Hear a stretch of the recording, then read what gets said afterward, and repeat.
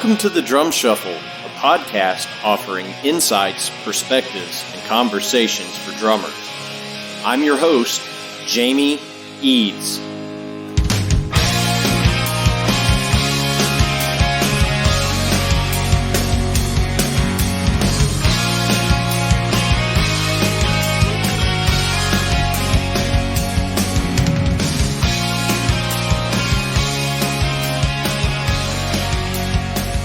Hey, how's it going out there, everybody? Welcome to the Drum Shuffle. Jamie Eads joining you as I do each and every week.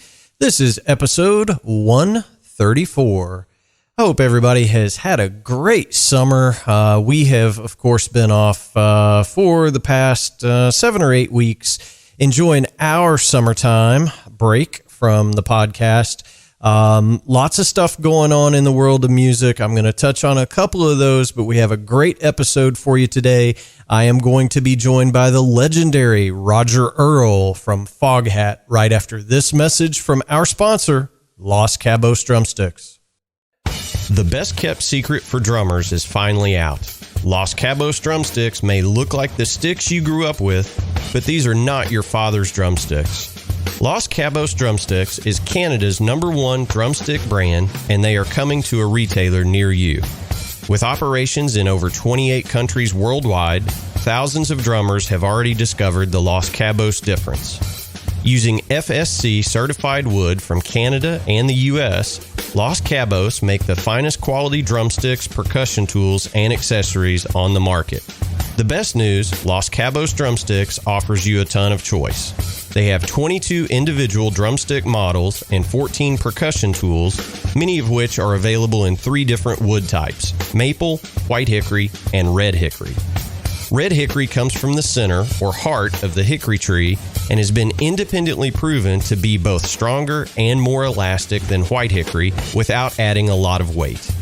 While most drumstick manufacturers have shunned red hickory, Los Cabos Drumsticks has embraced it, becoming the only established stick brand in the world to offer a full line of red hickory drumsticks. To learn more about Los Cabos Drumsticks, visit them online at loscabosdrumsticks.com, follow them on Facebook, Twitter, or Instagram, and don't forget to ask for Los Cabos Drumsticks at your favorite retailer. Dare to be different. Join the Red Hickory Revolution with Los Cabos Drumsticks. All right, guys and girls, as I mentioned before the break, we're going to be joined here in just a moment by the legendary Roger Earl from Foghat. Just such a gentleman and a wonderful drummer for many, many years. He also played in a little band called Savoy Brown, which was pretty awesome as well. A couple of things that I want to touch on since we have been on break in July and August. Of course, last week we learned of the passing of the great Charlie Watts, and I would be remiss if I didn't at least mention Charlie here. Probably one of the biggest influences in my drumming life. I would probably say he and John Bonham are the two biggest in my life as a drummer. So all of our good thoughts go out to Charlie's family and his bandmates in the Rolling Stones. Again, hope everybody's having a great summer. I don't mean to be a bummer or have a down message there, but I couldn't let it go without at least mentioning the great Charlie Watts here in my intro. Roger Earl is joining us. Foghat is out on the road this summer. They have a brand new live record out that we talk about with Roger. I want to say that Roger is probably getting close to 60 years of professional drumming now and still going strong. Absolutely sounds fantastic. The band sounds fantastic. And his attitude about it is just wonderful. And you will hear that throughout this interview. So please help me welcome to the Drum Shuffle podcast, the great Roger Earl. Good afternoon, Roger. How are you? Jamie, I'm fine. I play drums in a rock and roll band, so life is good. I have said on this show a million times, there's no greater job in the world than being a drummer in a rock and roll band. So congratulations to you. Yeah, it's been a long, strange trip, but I've said this before, but it's the truth.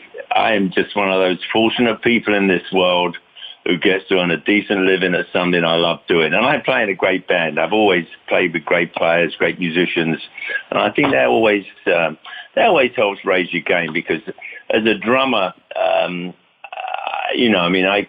you could listen to people like Buddy Rich and say, wow, but that reach is just a little too far for such mere mortals such as myself. I hear you. But I did see Buddy one time, quite a long time ago, one of our early tours over here. He did a show in Manhattan at a club, and I was about 15, 20 feet away from him, and it was that was spectacular. Yeah, he was special. Well, I mean, it's a religious experience to see, those guys up close and personal. It's just the brain can't hardly comprehend just how advanced they were as players. No, you can't. I remember there was a CD out, Burning for Buddy. You may have been a number of great contemporary drummers like played some of his songs and tunes, I should say, and even they are like, it's wow, No,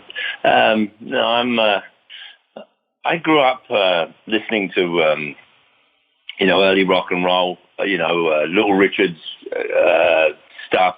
Earl Palmer was the drummer, I believe, on that early stuff out in New Orleans, and Freddie Below, who played with on the Chess records and a lot of stuff there, and Francis Clay, who was probably one of my earliest influences. He was Muddy Waters' drummer at live at Newport, 1960-61. So that's what I grew up listening to and wanted to sort of emulate. I was always it's always about, for me, it was always about the song, about the music. I grew up listening to rock and roll, and then discovered where that came from, blues and rhythm and blues, and of course, bebop, jazz. That's sort of where the rock and rollers actually sort of got it from. That's where I started. Kind of stayed there too. Sure, absolutely. Well, and I think it's interesting, and maybe you can add some color on this, but all of. And I don't know if it's a cultural thing or not, but it seems like the guys that grew up in the 50s and 60s in the UK took to the American blues more so than the guys that were growing up here in the States. I think we exported a lot of that to the UK, and guys such as yourself, John Bonham, Charlie Watts, Ringo to a certain extent, took that American rhythm and blues stuff and the American jazz stuff and incorporated that into their own playing, because I mean, the stuff that John Bonham did, for example, most of it came directly from jazz or, early American rock and roll or rhythm and blues. And I think you are absolutely part of that lineage. Would you agree with that? Yeah, not that I would compare myself with the great John Bonham. I met John a number of times, but yes, that my influence was the same. It was always American music. I mean, America gave music to the world. Jazz, blues, rock and roll, country, religious music. It was, and a lot of it was, obviously, with the Africans coming here, but it was also like melodies from, Scottish folk songs, even French songs, English sort of folk music. That, America was this beautiful melting pot for music, and, it gave music to the world. And of course, then the English sort of took it back and said, we'll have some of that, and then put our spin on it. But America gave music to the world, still does to this day, as far as I can, contemporary music. American artists like influenced the world. Like when I first came here in 1968, I think was my first visit when I was in Savoy Brown. It felt like I was coming home. It was. I love this country and the music, and you guys talk a little funny, but it's well, all about the music. we do talk a little funny, especially down here where I live in the South. We that's where music comes from. Yeah, for New sure. Orleans. We would be remiss if we didn't talk about New Orleans and what the influence that sort of area had on the land and the world of music. I mean, it's always been like a magical place. I remember the first time I went there, it was like walking down the streets of New Orleans, and I'm like, wow. It was, it was pretty heady stuff from a boy from Southwest London. Yeah, for sure. And I've been playing now, gosh, going on 30 years probably, and I still don't know how to properly, play that second line stuff. It's I think you're either born with it or you're not. And I was clearly not. So, Well, it depends on the song. A lot of the stuff that you could play, it doesn't always translate. For me, the drums are like, you're there to support the song, support the rhythm, and help set the feel of the song. And sometimes that more finer stuff, the second stuff and shuffle, especially with shuffles, it doesn't always translate unless, of course, you're Bernard Purdie and he can translate anything. There's a special out, Aretha Franklin special. That was recorded back in 1970-71 by, I think, the record company. It is something worth checking out because Bernard is playing drums on that, and it's just a beautiful. I think it's set in a church, but it's just an absolutely fantastic sounding. I don't know what you would call it, musical event, and I love Aretha as well. I mean, she's a queen as far as I'm concerned of music. Well, yeah, I mean, that's a voice that can never be, God will never create that voice again, I don't think,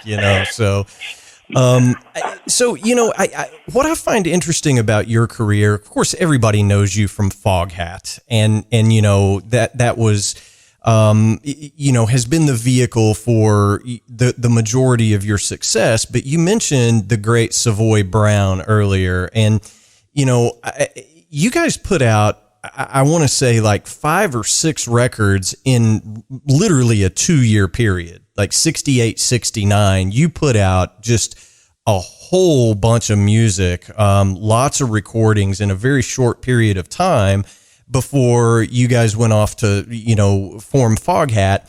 But, the Raw Sienna record is still considered one of the great blues rock records of all time anywhere. Did you have any idea at that time what you guys were creating and what a legacy that band would leave? One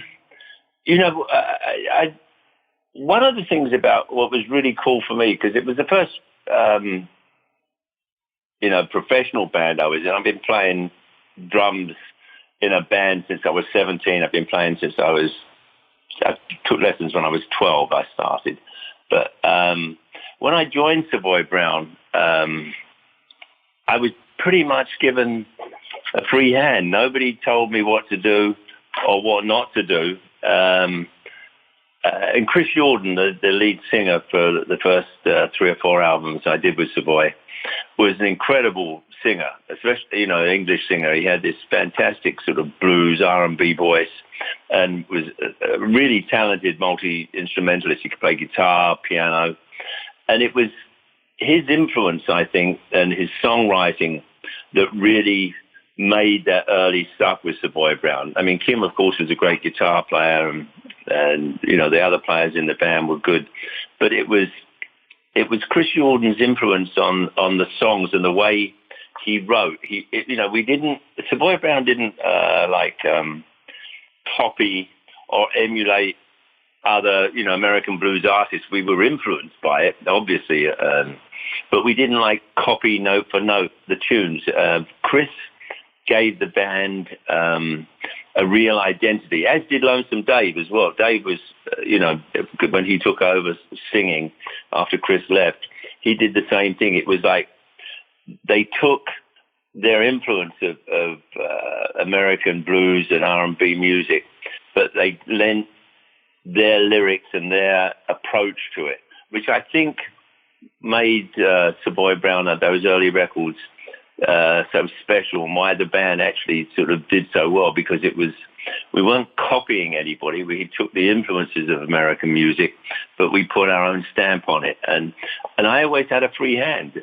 Nobody told me what to do or what not to do. It was like, I'm the drummer, do what you do. And it was a great experience. In fact, the first time I played with a big band, like there was, 12 horns or something, a little Milton song, Grits Ain't Groceries, Eggs Ain't Poultry, Mona Lisa was a man. I knew the arrangement, and I'm like 20 years old, and I'm in this room with all these jazzers, and they're all reading music, and I've forgotten how to read. And I'm sitting there, and I'm a little nervous, but I know the song, and I've got the arrangement, and the producer was really cool. And anyway, we start the song off, and we do it once, then we do it a second time, and that's it. And I'm sitting there, and then a couple of the horn people come up to me, and they go, and they're older, they're like in 30s, 40s, maybe even 50s, and I'm 20 years old, and they say, hey, kid, you were really good. We could hear you. We can't usually hear our drummer. And that was a thrill, playing live in the studio with a huge horn section like that. That was one of the things that I took from those early days. It was like, that was a thrill. I mean, the power of horns, when you've got a big horn section like that, it's exciting. And my tenure in Savoy Brown was a big learning curve and a lot of fun. In fact, some accused us of maybe having too much fun, but that's another story. What is the phrase that that they use in death inquiries in the UK? Death by misadventure. Is that what they say?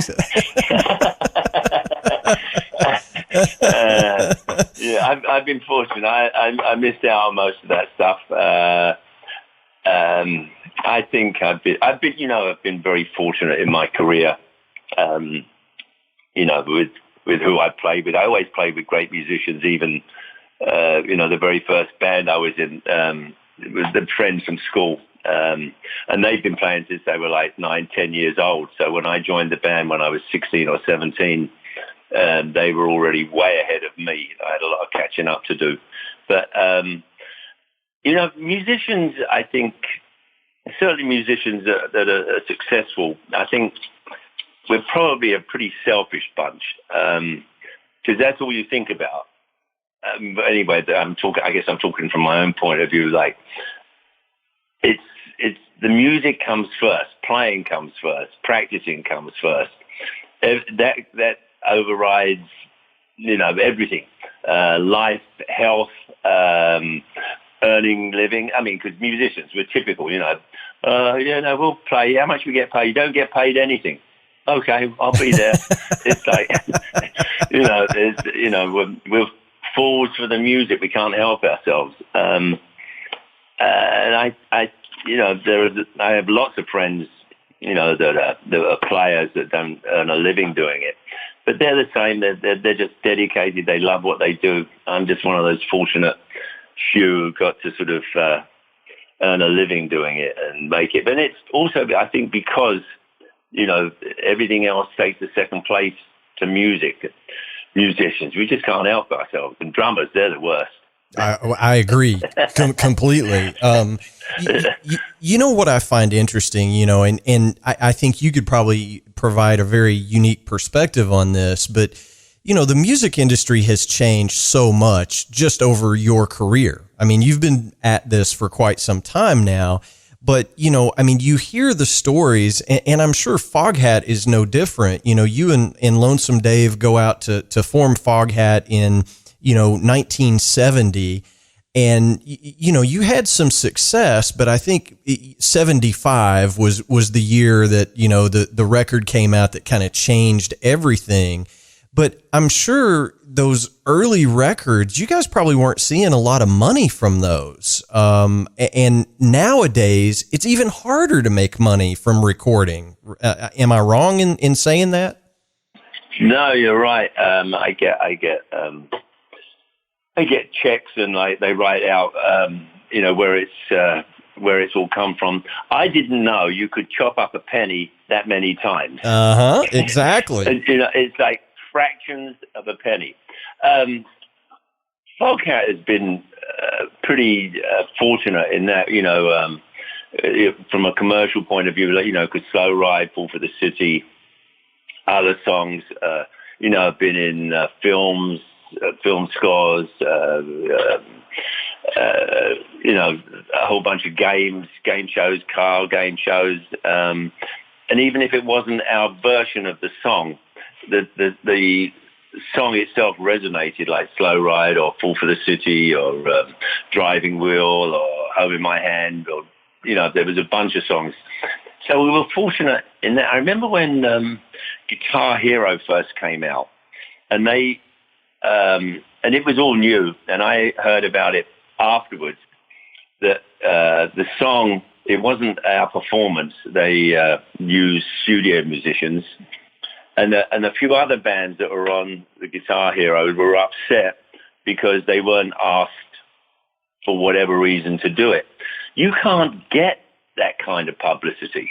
Yeah. I mean, we had like 6-year-old kids coming to our concerts with their mums and dads, like digging Foghat, singing Slow Ride. It's like that, and I think that's also helped, like, the longevity of the band. I mean, we always took our playing seriously, but the fact that we've been, in commercials, car commercials, games and stuff, whole generations have heard of this band and heard our music, and this band's always been careful about our playing. And I mean, you probably noticed we had a number of live things out, and it was always about the music. It was always about being able to play, being on top of your game, being tight. We don't get drunk on stage and play and stone and wander around, though. I may have played with a hangover or two over the years, but the only time that ever happens is, like, if you're going to go out jamming in the local bars and stuff, you can get a little loose. But when you're playing on stage with this band, it's people pay good money to come and see it, and it's kind of or I feel that you have a responsibility, to your fans, to your audience, to sort of give it your best shot. And I still, to this day, I get chills just before I go on stage. It's all right once I do the first count and we get going. But, we just played, we've just done 3 shows so far this year because of the COVID nightmare. But we just played the Moondance Jam in Minnesota. There was like 13,000, 15,000 people there. Hot, dry, sunny day. And it was just to get out there at like 8 o'clock in the evening and see that sea of humanity just waiting for us to sort of play those first chords was a thrill, and I still get chills. And actually, Todd Rundgren was also on the bill. He was closing the show. He was another artist on our record label, Bearsville Records, and Todd was absolutely fantastic. I can see why he has such a huge fan base. His band was tighter than a duck's ass, and that's watertight. And his stage persona, and then his singing and his guitar playing was fantastic. I hadn't seen Todd since 1974. He helped us out on our first couple of albums. He played guitar. He did some rough mixes for us. He played piano on some songs. So I hadn't seen Todd since 74, but his voice and his playing was brilliant, and his band was brilliant too. So, yeah, I'm one of those fortunate few. I get out there and I love my work. Well, and rightly so. And you know, I think you said the key thing there is you guys have always taken your live show so seriously. And, you know, that's one thing, you know, and I don't want to, I'm not trying to cast stones at anyone, but there are some bands that are still out there that you're like, they probably shouldn't still be doing this, right? It's just not good. And I understand everybody needs to make a living, and I'm not faulting anyone for that. But if you can't get through a whole show without some disaster happening, and especially in this, you know, day and age of YouTube and everybody has a camera in their pocket, you know, you guys are still firing on all cylinders. And, you know, I'm one of the guys of the generation that, you know, I really got into Foghat after the movie Dazed and Confused. You know, of course I had heard the songs, but that movie was so iconic, you know, when I was a high school age student or college age, that movie came out, and Slow Ride being, you know, kind of the main song in that movie, I was just like, God, what a great song. What a great band. And then you start really digging in hard, right? And buying all the records. And the records are great, but you guys were always first and foremost a live band, which I think leads really well into the fact that you know, you guys just put out a new live record in mid-July. And it is phenomenal, Roger. It's great. Thank you. You're welcome. It's you know, it's what we do. It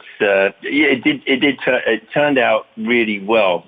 We don't normally get a chance to play, you know, a small club as Daryl's House Club in upstate New York in Pawling, and we were doing a 4-day run. We had a sprinter band. Normally we fly everywhere, but all the dates were between 300 and 400 miles of each other, so we were driving.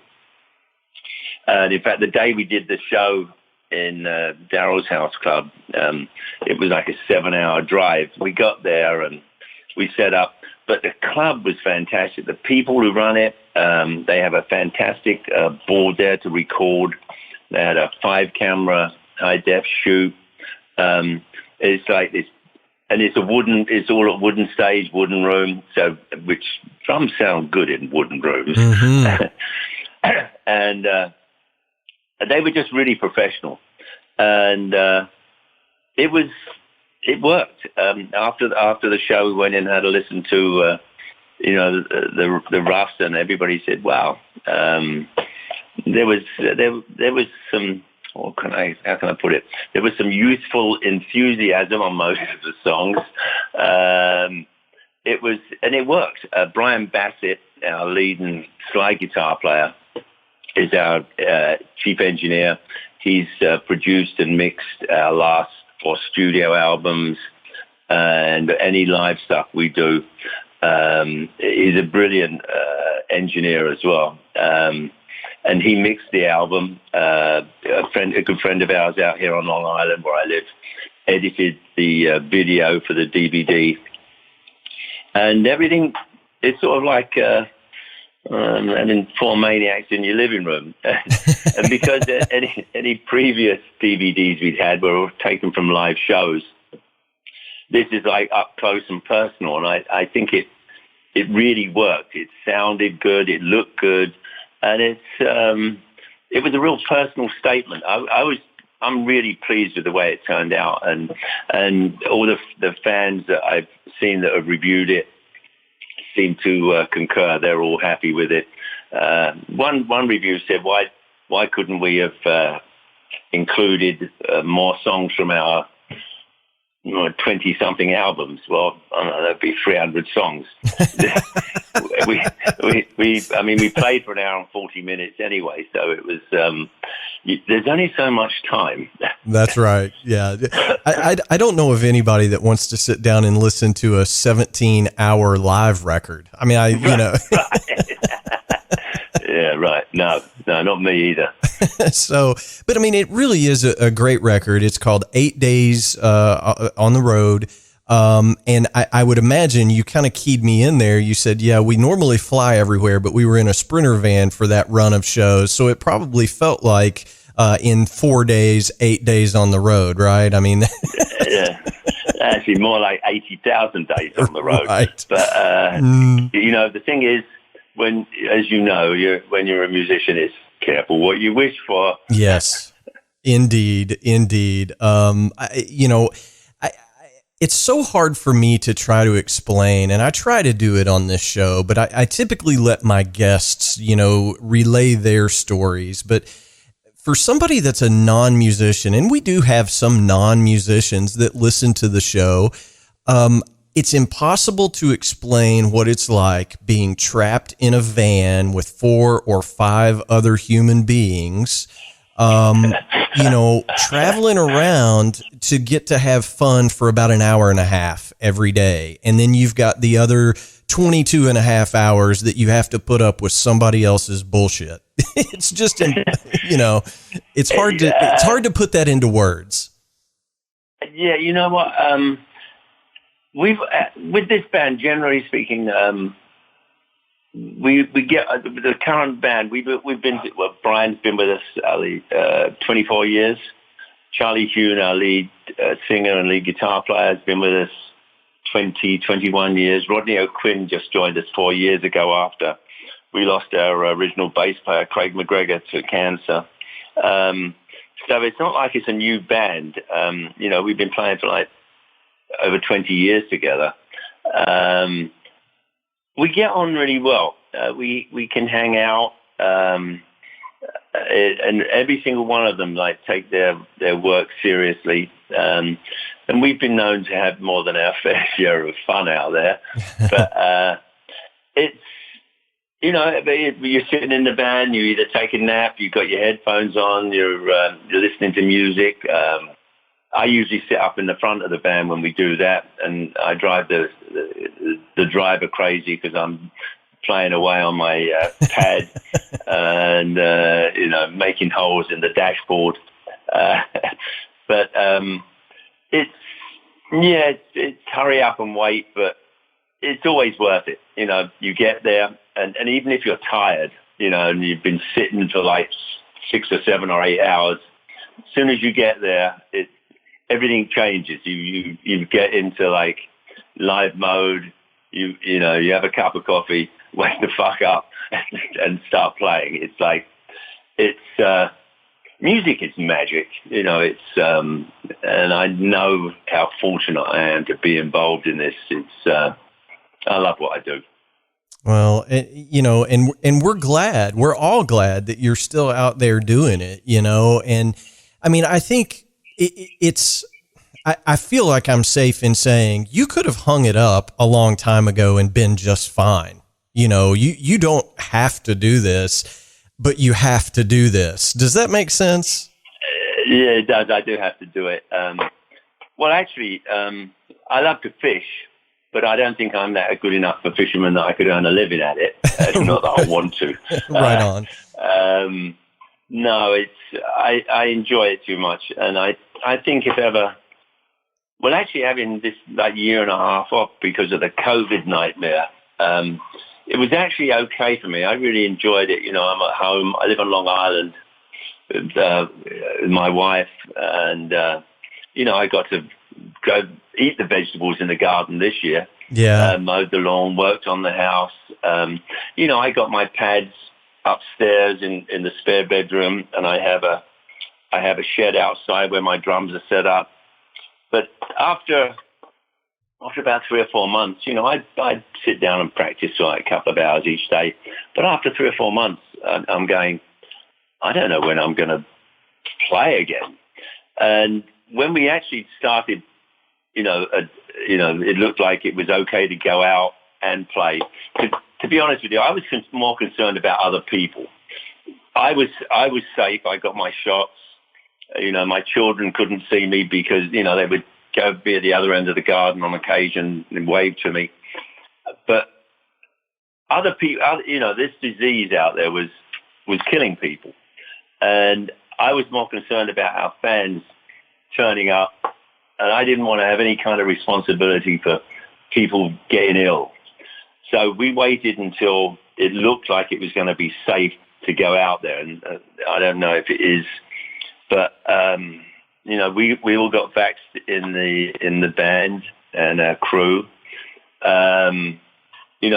It's real. The sad part, I'm not getting too political about this, but the fact that people were like playing down the fact that this kills people and the misinformation that's out there is sad. The only thing I can say about this is talk to your doctor. Yeah. Any of those who feel that they don't want to get vaxxed, or it's also about, there's a number of people out there who can't get vaccinated, who have,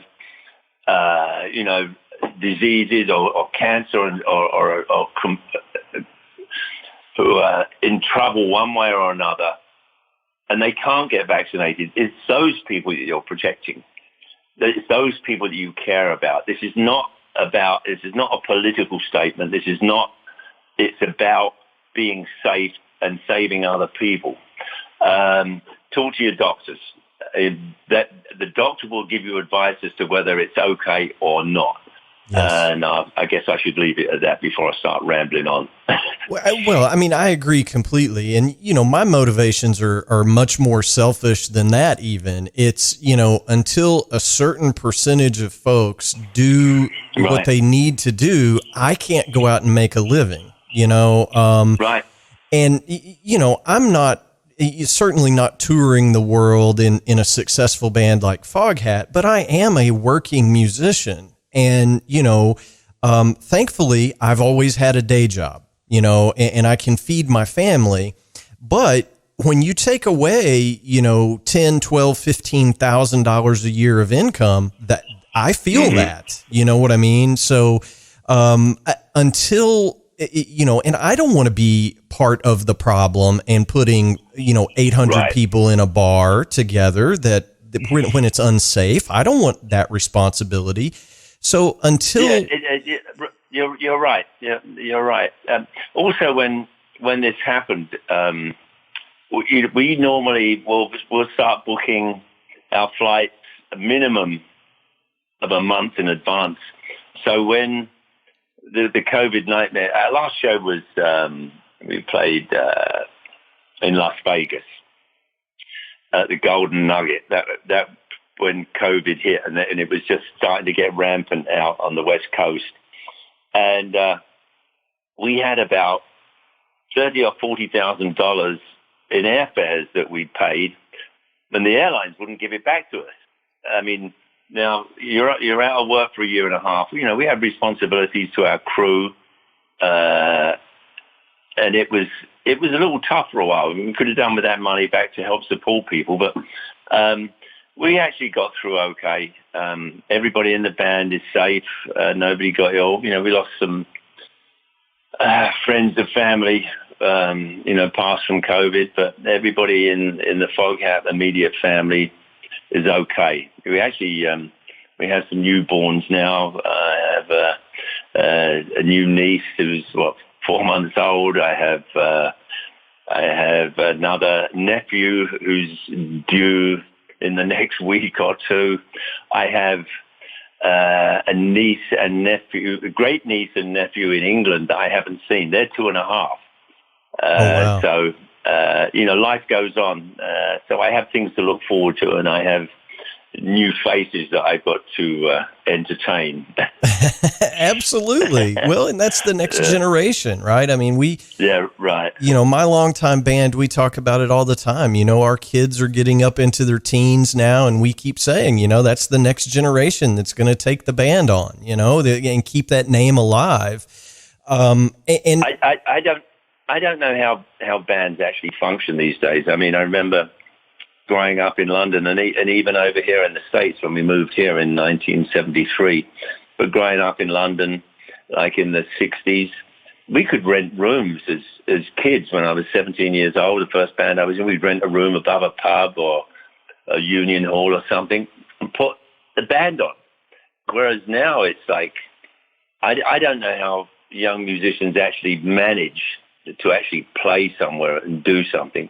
There again, having said that, where there's a will, there's a way, right? Absolutely. You know, I mean, I think nowadays for the real young guys, you know, the guys that are still school age, you have to have cool parents. I mean, that's the bottom line. You have to have parents that will let you, you know, go in the basement or the garage or whatever the case may be to make that racket until it forms into something, you know. And I was fortunate, you know, I mean, I'm a child of, you know, the late 70s, and, you know, in the 80s when I started putting bands together, my mom was cool about it. She was like, just have everybody over. You can have the basement or have the garage. And that's the only way, you know. How? Yeah, same with me. For when sure. I was growing up. Well, and I know you came from a musical family. Your dad was a piano player, right? Yeah, he played somewhat like Fats Waller, you know, like heavy-handed, like Honeysuckle Rose, stuff like that. You know, he came from the East End of London, so it was like a pub piano player, and he sang. But there was, in our house, there was always music. Dad and Mum, music was a big part of our family. There was always, the radio was always on. We used my older brother got a Grundig tape recorder and would tape musical shows off of the BBC, you know, off the speakers. And anytime there was something special, a special coming on, we would tape them, and then we'd have this music. It was, and my father, when I eventually got my first drum kit, and when I was 15, and I first joined the band, I mean, I used his woodwork shed, which eventually became 6 foot by 6 foot by 6.5 feet high, because it was so soundproofed.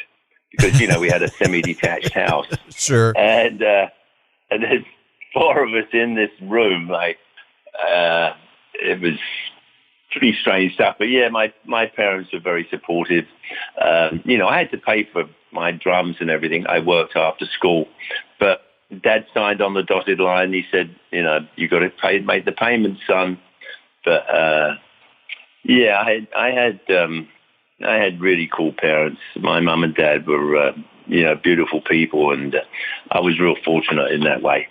Yeah, I mean, I think all drummers have to have supportive parents. Otherwise, you're not going to be a drummer for very long. You know. No, you know, it was like bang, bang, tap, tap. I mean, before I actually got a pair of sticks, I was always like using the knives and forks on Mum's best china and the lampshades, and it was, I probably drove them up the wall, but they tolerated me rather well. Well, I mean, it's fantastic, and I'm glad they did, because, you know, you guys have just released such an incredible catalog of music, and you know, look, I don't want to, try to paint you into a corner here, but, you know, what does the future hold for Foghat? I mean, obviously you guys are on the road through, I want to say September, October. I've seen the dates. Yeah. You know, what's in the cards? Or is there going to be another original album at some point, or are you kind of just playing it day by day at this point? No, in fact, we started working on, putting together. I have a studio. We have a studio down in DeLand, Florida. That's where we record everything and mix and rehearse. It's on 10 acres in the middle of nowhere. We can make as much noise as we want. We got a couple of the locals keep an eye on the place when we're not there, and we can open the doors and play, and they're fine with it. We went. I went down. I put new heads on the drums, tuned everything. We got some new microphones to use, and we turned on the board, and it didn't work. Now, we've had the board for 20 odd years down there, and it just stopped working. So Brian Bassett, I said, look, just get a new board. I mean, it's not like it used to be, with a Neve board, which is $2 million. Uh-huh. You can get something that works great for anywhere between, I don't know, $3,000 and $10,000, whatever, or maybe even less.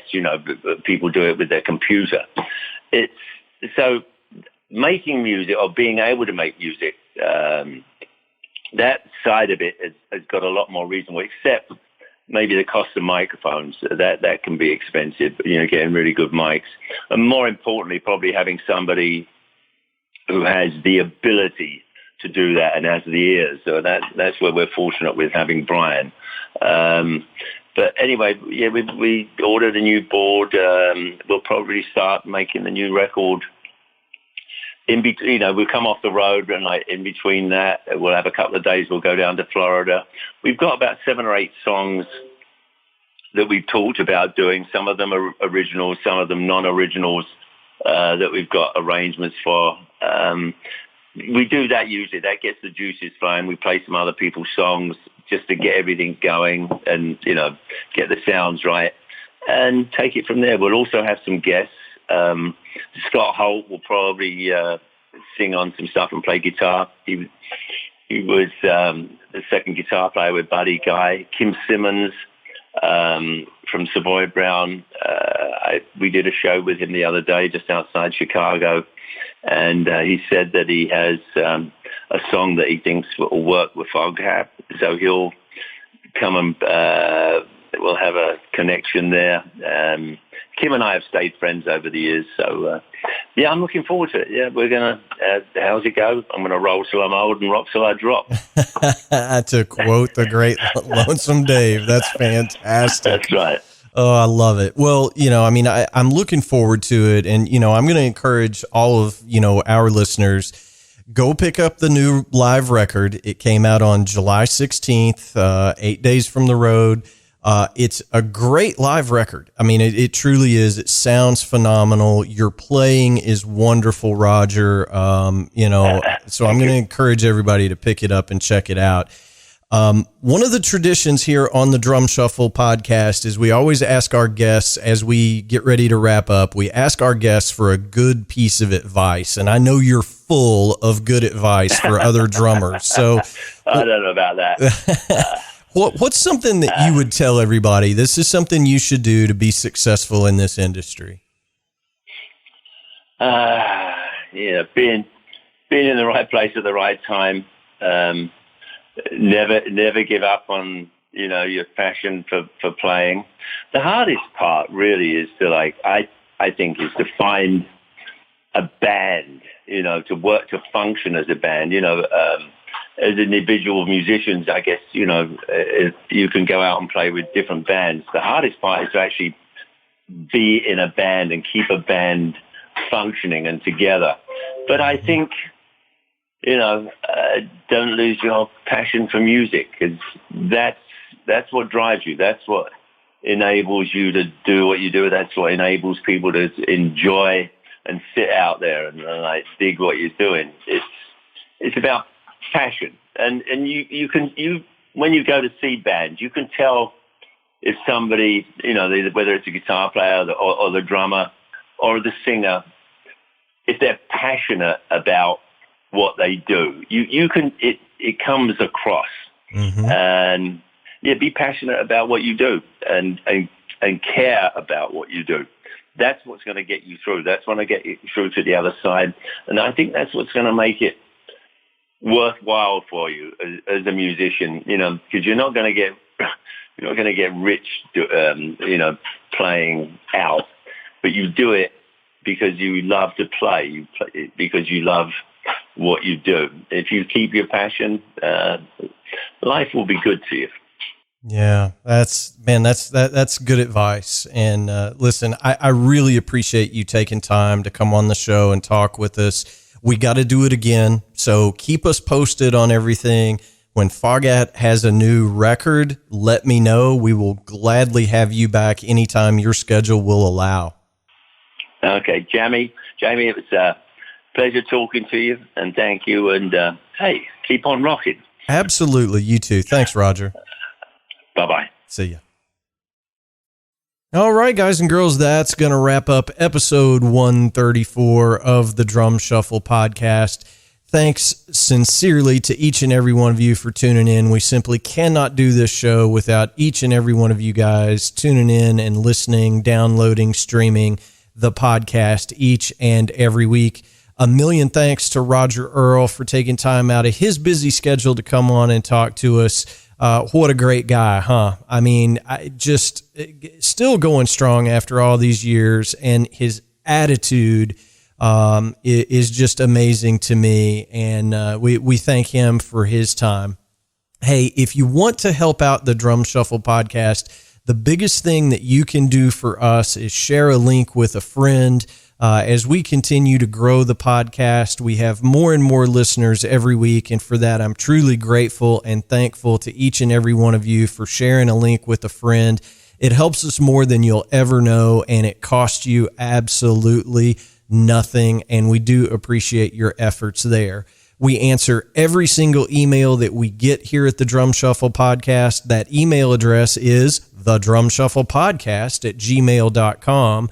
Our web address is thedrumshuffle.com, and you can always find more information on me over at jamieeads.com. We have some interviews coming up for you over the next few weeks that you are certainly not going to want to miss. Next week, I'm going to be joined by our old friend, Doug Cosmo Clifford from Creedence Clearwater Revival. He's got a new record out that is absolutely fantastic, or about to come out, I should say. And we talked to him all about that. And Doug has just been such a blessing in my life to get to know him and to become my friend. So he's going to join us next week. So you're not going to want to miss that. Your homework assignment for this week, go see a live band if it is safe for you to do so before all live music goes away. So until next time, may your head stay strong and your sticks never break. Cheers, everybody.